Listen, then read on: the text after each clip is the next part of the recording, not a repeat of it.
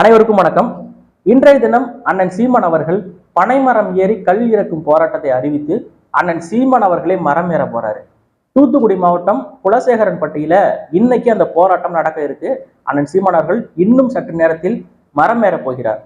ஒரு கட்சியினுடைய தலைவரே இங்கு ஏன் மரம் ஏறி கல் இறக்கி அதை ஒரு செய்தியா மாற்றணும்னு விரும்புறாரு அப்படின்னா, இந்த செய்தியை பெரிய அளவுக்கு மக்கள்கிட்ட கொண்டு போய் சேர்க்கணும். இந்திய அரசியலமைப்பு சட்டத்திலேயே இருக்கு, கல் உணவின் ஒரு பகுதி தான். அந்த சட்டத்தின்படி நாங்க கல்லை இறக்குறோம்னு தமிழ்நாட்டு கல் இயக்கம் சொல்றாங்க. முடிஞ்சா இந்த விஷயத்துல அண்ணன் சீமான் அவர்களை நீங்க தொட்டு பாருங்க. தமிழ்நாடு அரசுக்கு சவாலை விடுறாங்க.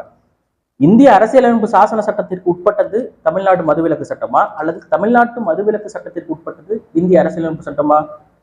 இன்னைக்கு தமிழ்நாட்டு முதலமைச்சர் மு க ஸ்டாலின் இந்திய அரசியலமைப்பு சட்டத்தின்படிதானே தேர்தலில் போட்டியிட்டு வாக்குகளை வாங்கி முதலமைச்சராக வெற்றி பெற்றாங்க இருக்காரு. அப்ப இந்திய அரசியலமைப்பு சட்டமே சொல்லுகிறது, கல் மதுவில்லை, உணவில் ஒரு பகுதி தான். அந்த சட்டத்தின்படிதான் இன்னைக்கு அண்ணன் சீமான் அவர்கள் கல்லை இறக்கப் போகிறார், விநியோகம் செய்ய போகிறார். அந்த செயலில் நீங்கள் தமிழ்நாட்டு மதுவிலக்கு சட்டத்தின்படி அண்ணன் சீமான் அவர்களை கைது செய்தால் பெரிய அளவுக்கு நீங்க சிக்குவீங்க அப்படின்னு சொல்றாங்க. இந்த மது விஷயத்தை பொறுத்த அளவுக்கு திமுக ரொம்ப ரியாக்ட் பண்ணும். கள்ளச்சாராயம் குடிச்சிட்டு செத்தா 10 லட்சம்.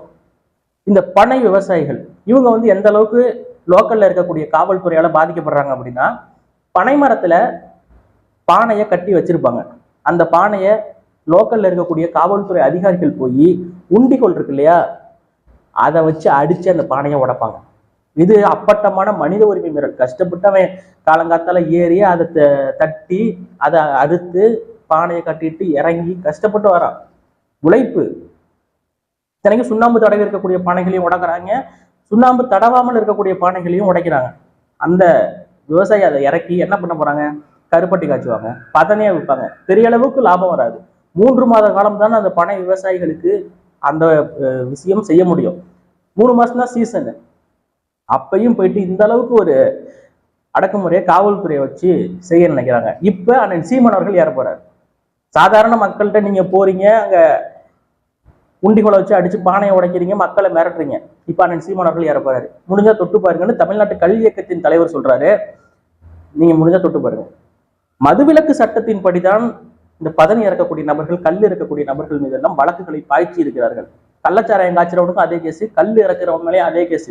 இது சத்தியமா இந்த மக்களுக்கு தெரியாததுனால நடக்குது. இதை தெரியப்படுத்த வேண்டும் என்றுதான் நாம் தமிழர் கட்சி அண்ணன் சீமான் அவர்கள் நானே மறையிறேன். அது பெரிய செய்தியா மாற்றணும். ஒரு கட்சியோட தலைவரே ஏறினா பெரிய செய்தியா மாறும்னு நாங்க நம்புறோம். அதை கொண்டுட்டு போய் சேர்ப்போம். அது எங்களுடைய கடமை, நாங்க பண்ணுவோம். அது வேற விஷயம். அடுத்து டாக்டர் கிருஷ்ணசாமி அவர்கள் அவர் சொல்றாரு, கல்லும் மதுதாங்க. அவர் சொன்ன விஷயத்துல நான் இந்த ஒரு விஷயத்தை அக்செப்ட் பண்ணிக்கிறேன். கல்லும் மதுன்னு சொல்றாரு. அவருடைய பார்வையில் அது அப்படி இருக்கலாம். ஆனா அவர் ஒரு பர்சன்டேஜ் கணக்கு சொன்னாரு. அங்கதான் தப்பு. மது என்றால் மதுதான். இது 8% இருக்கும் கல்லு, இது குவார்டர்ல 11% 12% இருக்கும். அதுதான் this is the difference. கல்லுல 8% இருக்குங்க ஆல்கஹாலு. கடையில விற்கக்கூடிய இந்த டாஸ்மார்க்ல விற்கக்கூடிய சாராயத்துல 10% 11%, அவ்வளவுதாங்க டிஃபரன்ஸ், வேற ஒண்ணும் கிடையாதுங்க அப்படிங்கிறாரு.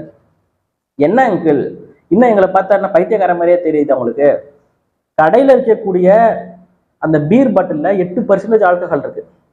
150 ரூபா சரக்குல 42.8% ஆல்கஹால் இருக்கு. அதுலயே பிரிண்ட் அடிச்சு ஒட்டி இருக்காங்க. இப்படி போய் சொல்லலாமா? வெளிப்படையா போய் சொல்றீங்க. கல்லுல 8% ஆல்கஹால்லாம் கிடையாது மக்கள், அதை தெளிவா புரிஞ்சுக்கோங்க. ஆல்கஹால் கண்டென்ட் இருக்கு. 2ல இருந்து 3% தான் கல்லுல இருக்கும். 8ல இருக்க வாய்ப்பே இல்லை. ஒரு பீர் எத்தனை ml? 650 ml. ஒரு பீரை 650 ml குடிக்கிறதுக்கும் அதே 650 அளவுள்ள கல்ல குடிக்கிறதுக்கும் டிஃப்ரெண்ட் இருக்கு. அது போதை ஏறும், இது ஏறாது. அதே போல 42% இருக்கக்கூடிய குவார்டர், ஒரு குவார்டர் குடிக்கிறது 180 ml குடிக்கிறதுக்கும் அதே 180 அளவுள்ள கல்ல குடிக்கிறது வித்தியாசம் இருக்கு. இது ஊக்கத்தை கொடுக்கும் கல்லு, இது மயக்கத்தை கொடுக்கும். இது இந்த சரக்கை குடிச்சோம்னா தப்பு செய்ய தோணும், திருட தோணும், அடுத்து குடிக்க தோணும், குடிச்சுக்கிட்டே இருந்து மட்டையாகி உழவ தோணும். கல் அப்படிலாம் கிடையாது. போதும்னு சொல்லிடுவோம். 2 லிட்டருக்கு மேல குடிக்க முடியாது. அனுபவம் உள்ள நபர்களால், தொடர்ந்து அதை பகிர்ந்து வரக்கூடிய நபர்களால் 3 லிட்டர் 4 லிட்டர் குடிப்பாங்க. அதுவும் டைம் எடுத்து தான் குடிக்க முடியுமே ஒழிய ஒரே அடியாலாம் குடிச்சிட்டு முடியாது. இந்த சரக்கு மாதிரி குடிக்க முடியாது. அதை முதல்ல இந்த டாக்டர் கிருஷ்ணசாமி அவர்கள் புரிஞ்சுக்கணும். அவருக்கு புரியாம இல்லை, அவருக்கு நல்லா தெளிவா புரியும். நாங்க சொல்றோம், கல் வந்து மதுவே கிடையாது, உணவில் ஒரு பகுதி. உங்க வீட்டு குழந்தைக்கு கொடுப்பீங்களா அப்படின்னு நீங்க கேட்கலாம்.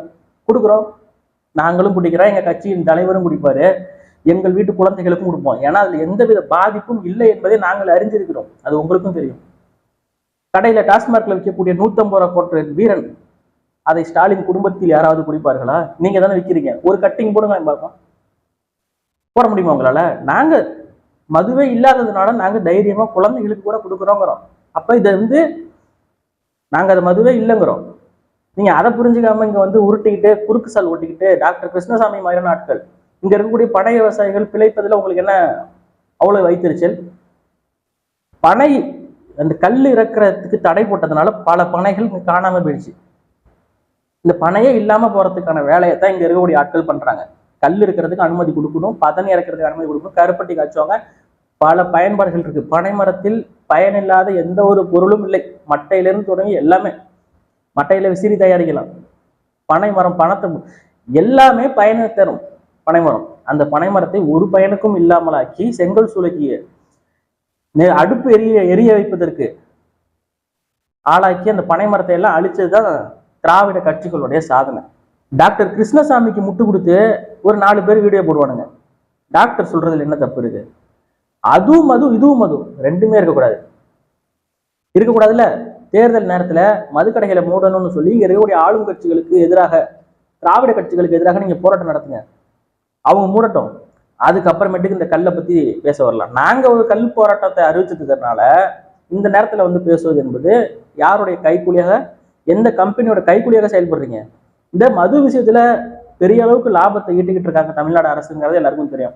ஏன்னா அதனுடைய உற்பத்தி செலவு 150 ரூபாய்க்கு ஒரு கோட்டை வைக்கிறாங்க. உற்பத்தி செலவு இன்க்ளூடிங் பாட்டிலோட சேர்த்தான். நீ பாட்டில் கீழே போட்டு உடைச்சாலும் அந்த இன்க்ளூடிங் செலவு பாட்டிலோட சேர்த்து, சரக்கு எல்லாம் சேர்த்து, ஸ்டிக்கர் மேலே ஒட்டுறது, மேலே ஒரு ஸ்டிக்கர் மூடி எல்லாத்தையும் சேர்த்து 12 ரூபா தான் செலவான். ஆனால் எவ்வளோக்கு விற்கிறாங்க? 140 ரூபா எம்ஆர்பி, 10 ரூபா எக்ஸ்ட்ரா வாங்குறாங்க, 150 ரூபா. அதை குடிச்சு வீரன் மாதிரியான சரக்கு, மெக்லின், ஓல்டு சீக்ரெட்டு, மென்ஸ் கிளப்பு, என்னடா பிராண்ட் நேம்லாம் கரெக்டாக சொல்கிறேன்னு நினைக்காதீங்க, அதெல்லாம் தெரியும் நமக்கு. அதனால நீங்கள் தப்பா எடுத்துக்கலாம், தெரியும், அவ்வளோதான். இந்த மாதிரியான சரக்கை எல்லாம் குடிச்சால் என்ன நடக்கும் என்பதும் எனக்கு தெரியும். அதனால நீ குடிச்சிருக்க, நீ குடிகாரனா அப்படிலாம் கேட்காதீங்க. நான் குடிகாரெல்லாம் கிடையவே கிடையாது. நான் ஒரு சாதாரண இந்த வீடியோவை பார்த்துக்கிட்டு இருக்கக்கூடிய உங்களை போல நல்லவன், அவ்வளவுதான். அந்த சரக்கு சத்தியமா சொல்றேன், குடிச்சிட்டு வந்து பக்கத்துல வந்தா நாத்தமா அடிக்குது. இன்னொன்னு கொஞ்ச நேரத்துல வாடி போயிடறான் ஆளு. அப்படியே ஃபர்ஸ்ட் நல்லா அப்படி பேசுறேன், முன்னு நல்லா பேச, திடீர்னு பார்த்தா கொஞ்ச நேரத்துல அப்படியே சோகமாக இருக்கும். என்னடா ஆச்சு, இப்பதான நல்லா தான் பேசிட்டு இருந்தேன். அரை மணி நேரம் தான் தாங்குது. அது வந்து அது மட்டமான கேடுகட்ட கேவலமான சரக்கு. இந்த டாஸ்மார்க் வைக்கிறது டூப்ளிகேட் சரக்கு எல்லாமே. இது தயவு செஞ்சு குடிக்காதீங்க. குடிக்கிறதுனால புத்தி மழுங்கி போறது முதன்மையான ஒரு விஷயம். சிந்திக்க முடியாது, பேச முடியாது, எதுவுமே பண்ண முடியாது. என்ன நடக்குதுங்கிறதே தெரியாது. வீட்டுல என்ன நடக்குதுங்கிறது தெரியாம இருக்கிறது ஒண்ணு, நாட்டுல என்ன நடக்குதுங்கிறது தெரியாம இருக்கிறது ஒண்ணு. ஒண்ணுமே பண்ண முடியாது. இந்த மதுவை வந்து விட்டு வெளியே வரணும். அதற்கு மாற்றாக தென்னம்பால், பனம்பால் இதுக்கு மாறணும். அவ்வளவுதான். இதை மாறிட்டாலே தமிழ் சமூகம் கிட்டத்தட்ட சிந்திக்கும் திறனோடு எழுச்சி கொண்டு எழுதுறோம். இந்த சரக்கை விட்டு வெளில வந்துட்டான். இதை வரவிடாம தான் தெளிவா பாத்துக்கிறாங்க. எந்த மாவட்டத்திலும் எந்த ஊர்லயும் நீங்க ஒரு சொட்டு கல் இறக்கிட முடியாது, உடனடியாக வழக்கு போடுவாங்க. ஆனா கள்ளச்சாராயம் அனுமதி கொடுத்து கள்ளக்குறிச்சி வெள்ளிமலையில ஓடிக்கிட்டே இருக்கும். ஏன்னா அது குடிச்சாலும் புத்தி மழுங்க தானே போதும். புத்தியை மழுங்கடிக்கணும். தமிழை வந்து பழைய மாதிரி வீரத்தோட திமிரோடலாம் இருக்கக்கூடாது. நாங்க கொடுக்குற சாராயத்துக்கு அடிமையா இருக்கணுங்கிறது தான் இங்க இருக்கக்கூடிய திராவிட கட்சிகள் விரும்புது. முக்கியமாக திமுக. என்னென்ன பேச்சு பேசுனாங்க. இளம் விதவைகள் இருக்காங்க, கருப்பு கொடியை பிடிச்சிக்கிட்டு ஆர்ப்பாட்டம் பண்ணது, மதுக்கடைகளை மூடுங்கன்னு சொல்லிட்டு போராட்டம் பண்ணது. ஆட்சிக்கு வந்து அடுத்த 1.5 மாசத்துல கடையை திறந்து விட்டு இந்த கொரோனா நேரத்துல எல்லாரும் வரிசையில நின்று வாங்கி குடிச்சு கேடுகட்ட ஒரு இனமாக்கிட்டாங்க. இந்த 4 வருஷத்துல அதிகமான எண்ணிக்கையில் கடைகள் திறக்கப்பட்டது. முன்னாடிலாம் வந்து ரொம்ப தூரம் போய் வாங்க வேண்டியதா இருக்கும் சரக்கு. இப்பெல்லாம் அப்படி இல்லை. வீட்டை விட்டு வெளில போனா இந்த பக்கம் போனாலும் இருக்கும், அந்த பக்கம் போனாலும் இருக்கும், 4 பக்கமும் இருக்கு. கிழக்கு, மேற்கு, தெற்கு, வடக்கு எல்லா பக்கமும் இருக்கு. வாங்கி குடிச்சிட்டு நாசமா போட்டுருந்தா திறந்து வச்சுக்கிட்டு நல்ல லாபம் பார்த்துக்கிட்டு இருக்காங்க ஒரு குறிப்பிட்ட கும்பல். கல் இருக்கும் போராட்டம் அண்ணன் சீமானவர்கள் மரம் ஏறக்கூடிய அந்த காணொளி இது பெரிய அளவுக்கு பகிரப்படணும் மக்களே. இன்னைக்குள்ள இதை பெரிய செய்தியா நம்ம மாற்றணும். நன்றி, வணக்கம்.